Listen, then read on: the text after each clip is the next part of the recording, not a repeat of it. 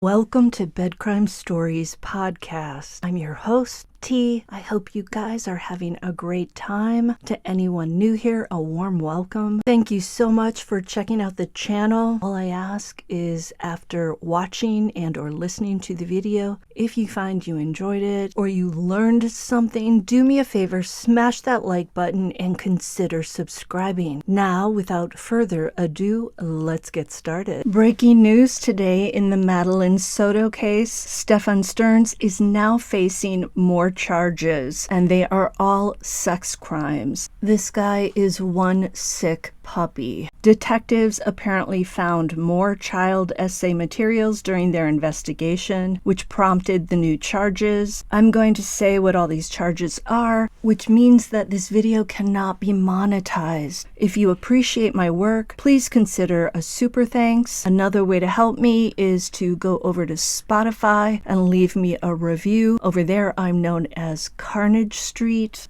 And if you can't afford it, hey, I still love you. So the new charges are 8 counts of sexual battery on a child under 12, 5 counts of sexual battery with a child 12 to 18, 7 counts of lewd and lascivious molestation, and 40 counts of unlawful possession of materials depicting sexual performance by a child of 10 or more. All of this means that Stephan Sterns could face the death penalty if convicted. It's also possible, though, that he could get sentenced to spend the rest of his life in prison. And note that these 60 new charges still don't include murder. Sterns is due back in court on April 2nd. This monster is going down. As more of Stephan Sterns and Jenn Soto's friends have come forward to various YouTubers to share their experiences with them, a portrait of the on-again, off-again couple is beginning to emerge. More and more, it's sounding as if both Soto and Sterns suffer from serious mental health issues. A friend of Jenn Soto's said she's allegedly bipolar and once was taking some heavy-duty antipsychotic medications. A male friend of Stefan's said he once witnessed Jenn having an erratic mood swing. She went from laughing and being happy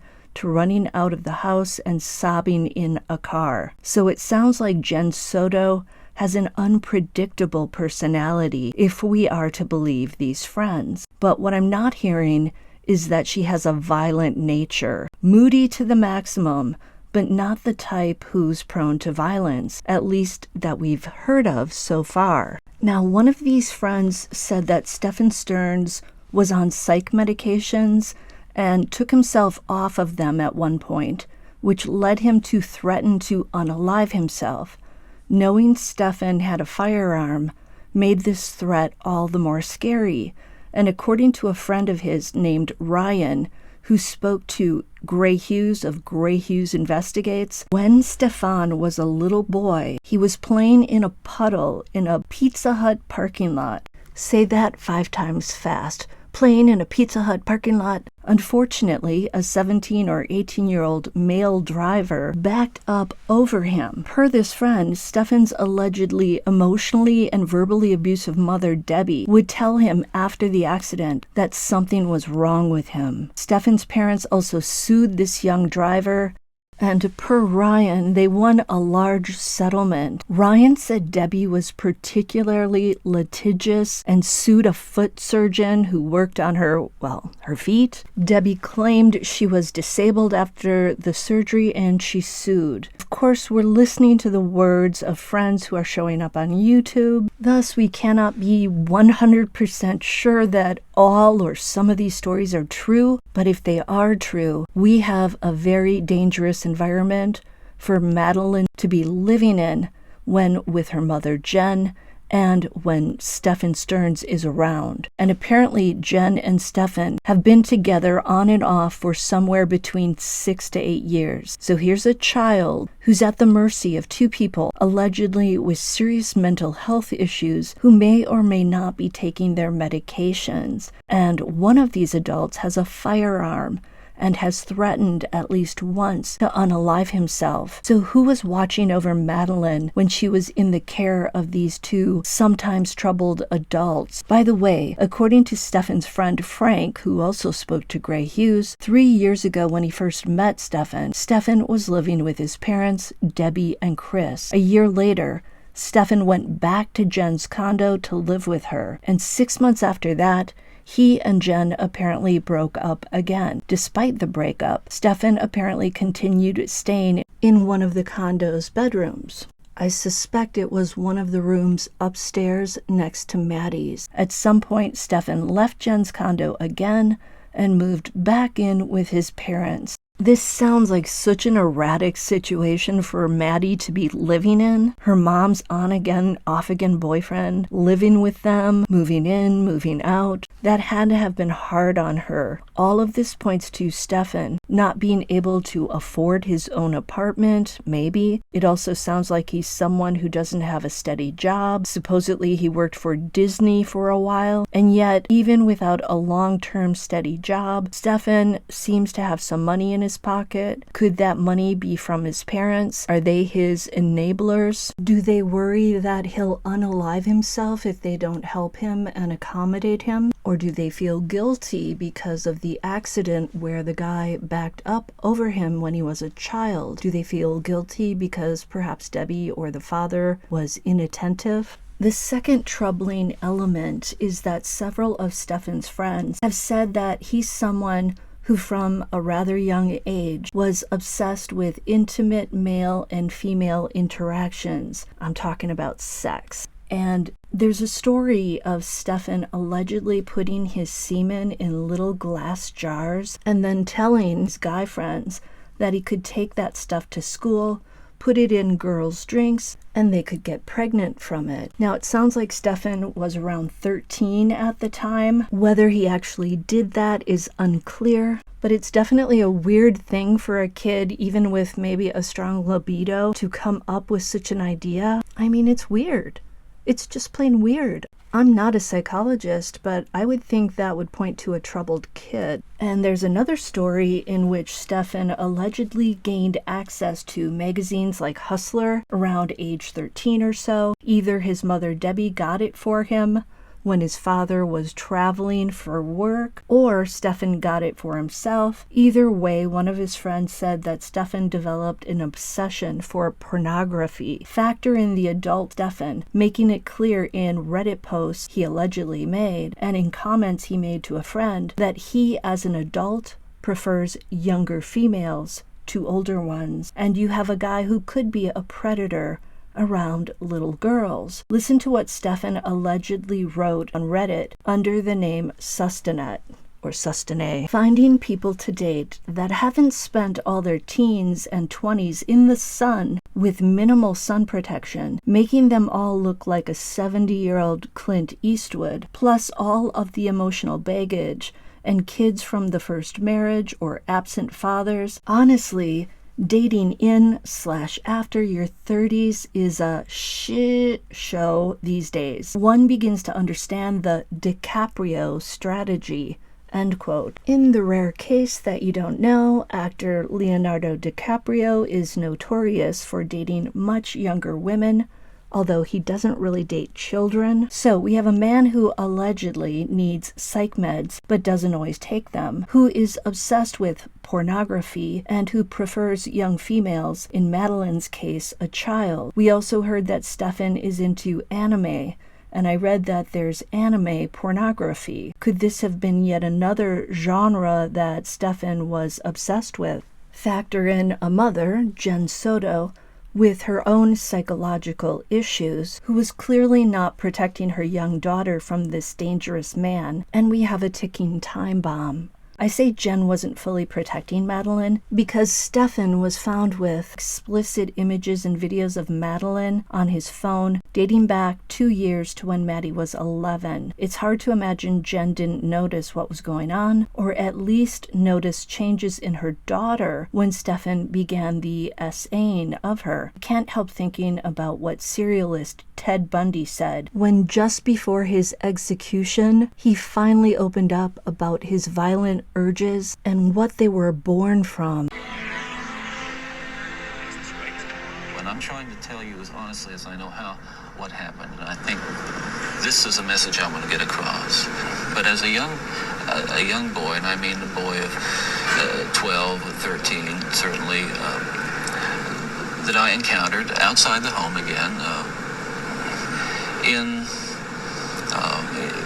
the local grocery store, the local drugstore, the softcore pornography, what people call softcore. But as I think I explained to you last night, Dr. Dobson, in an anecdote, that as young boys do, we explored the back roads and sideways and byways of our neighborhood, and oftentimes people would dump the garbage and whatever they were cleaning out of their house, and from time to time we'd come across pornographic books of a harder nature than more graphic, you might say, more explicit nature than we would encounter, let's say, in your local grocery store. And this also included such things as, let's say, detective magazines. And yes, and and this is something I think I want to emphasize, is the most damaging kinds of pornography. And again, I'm talking from personal experience, hard, real personal experience. The most damaging kinds of pornography are those that involve violence and sexual violence. Because the wedding of those two forces, as I know only too well, brings about behavior that is just too terrible to describe. Now walk me through that. What was going on in your mind at that time? Okay, before we go any further, I think it's important to me, and that people believe what I'm saying, to tell you that I'm not blaming pornography, and not saying that it caused me to go out and do certain things. And I take full responsibility for whatever I've done and all the things that I've done. That's not the question here. The question and the issue is how this kind of literature contributed and helped mold and shape the kinds of violent behavior. It fueled your fantasies, didn't it? Well, in the beginning, it fuels this kind of thought process. Then at a certain time, it's instrumental in what I would say crystallizing it, making into something which is almost like a separate entity inside. And at that point, you're at the verge, or I was at the verge of acting out on these kinds of thoughts. Now, I really want to understand that. You had gone about as far as you could go in your own fantasy life with printed material, and you made or printed and video or film magazines, what have you. Yeah. And then there was the urge to take that little step or big step over to a physical event. And it happened in stages, gradually. It doesn't necessarily, not to me at least, happen overnight. My experience with, I'd say, pornography generally, but with pornography that deals on a violent level with sexuality, is that once you become addicted to it, and I look at this as a kind of addiction, like other kinds of addiction, I would keep looking for more potent, more explicit, more graphic kinds of material. Like an addiction, you keep craving something which is harder, something which gives you a greater sense of excitement, until you reach the point where the pornography only goes so far. You reach that jumping off point where you begin to wonder if maybe actually doing it will give you that which is beyond just reading about it or looking at it. If Stephan Sterns is the perpetrator behind Madeline's death, could his lust for porn be a contributing factor to the violence he unleashed? From what I'm seeing, more of Stefan's friends have shown up to talk about him than friends of Jenn's talking about her. Thus, there's more information on Stefan. Here are some interesting tidbits these alleged friends have shared. According to a childhood friend of Stefan's named Ryan, Stefan was always a strange, weird kid. Per Ryan, both he and Stefan were homeschooled until they went to high school. In addition, Stefan was allegedly emotionally and verbally abused by his mother, Debbie. Stefan's friend Ryan described Debbie as a total POS. As a result, apparently Stefan was terrified of his mother. What's weird about this is that one friend who's known Stephan for 3 years said that whenever Stephan and Jenn broke up, Stephan would move back in with his parents, and supposedly he may have been living with the parents at the time of Maddie's death. This guy's 37. Why is a dude of this age moving in with his parents? And why would he want to if his mother was abusive to him as a child? Some are wondering as well if Stephan was SA'd when he was little. What led him to become an abuser? Is it down to his mother's harsh treatment of him? Ryan also said, though, that Stephan would sometimes show up with all sorts of new toys, which made Ryan a little envious.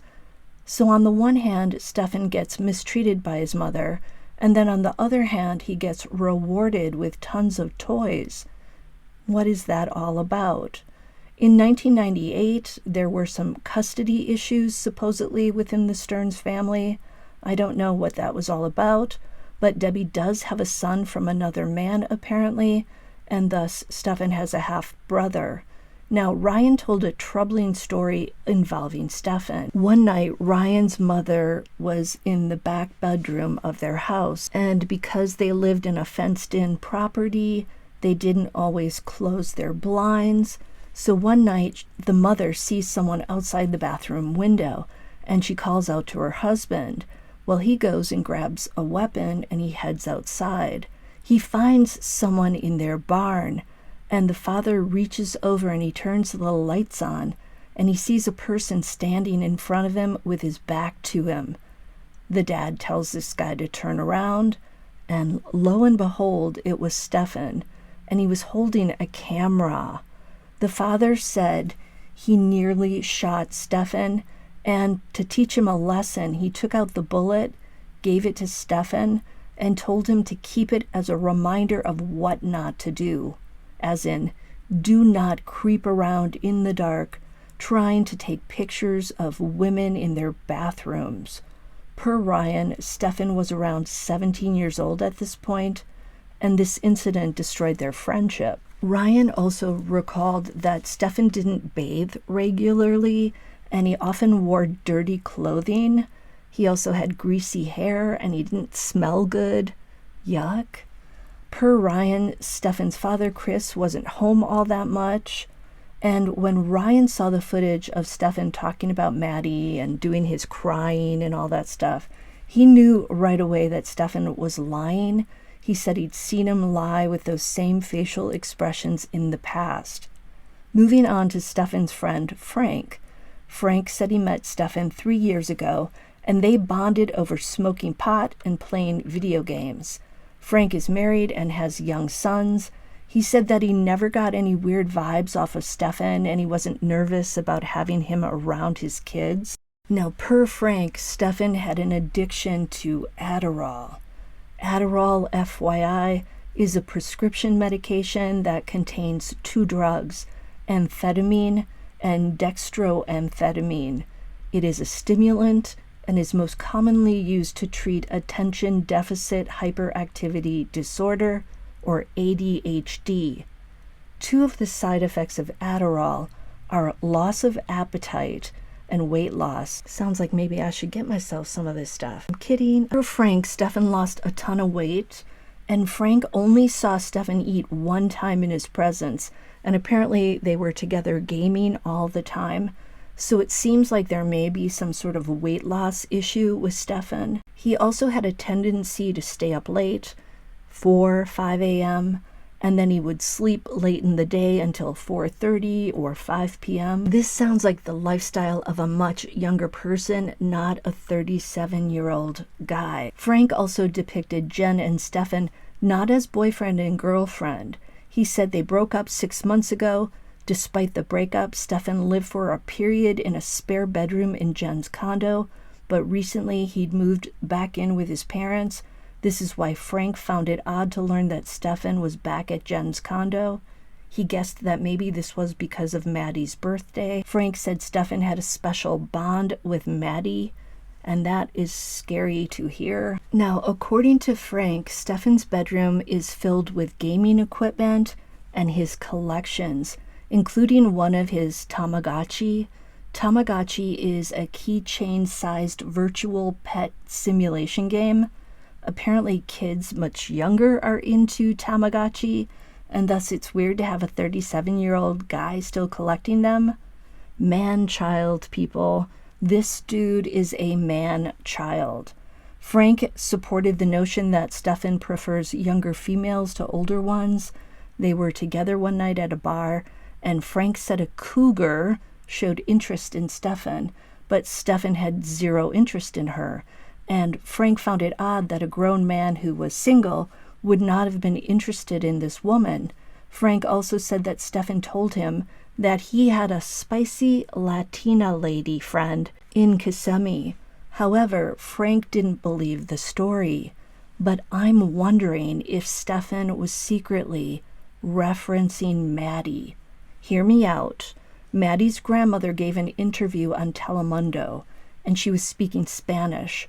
Also, the last name Soto is Spanish. Did Stefan groom Maddie to be his Latina lover? I know it is a horrible thought, but honestly, that could have been what he meant. So I don't know if you know this, but little Maddie was cremated and she was laid to rest on March 6th. It's funny how quickly things move on after a death. It feels like the world should stand still for this little, precious human being. Until the next time on Bed Crime Stories.